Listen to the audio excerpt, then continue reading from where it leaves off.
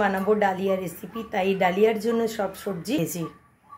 এই যে একে একে আলু, ঝিঙে, পেঁপে, কুমড়ো, টমেটো, কাঁচা লঙ্কা, আদা এগুলো কেটে রেখেছি।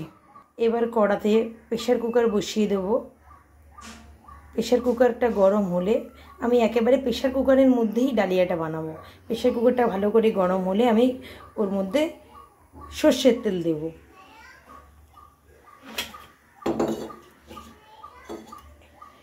এই আমি ওর মধ্যে সর্ষের তেল অল্প করে দিয়ে দিলাম, সামান্য পরিমাণে সর্ষের তেল দিয়ে দিলাম। তারপর আমি এর মধ্যে 5 ফোড়ন দিচ্ছি। 5 ফোড়ন দেওয়ার পর একে একে সবজি দিতে থাকবো। আলু দিলাম, পেঁপে, কুমড়ো একে একে সব দিতে থাকছি।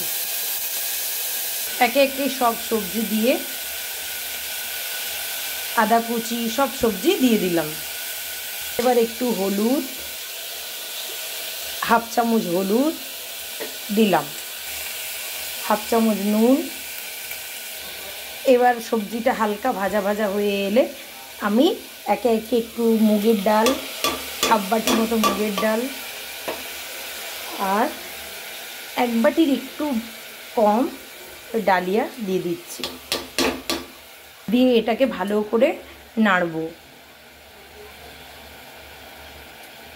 এবার ভালো করে একটু ভাজা ভাজা ভালো করে হয়ে এলে আমি এর মধ্যে একটুখানি চিনি দেব।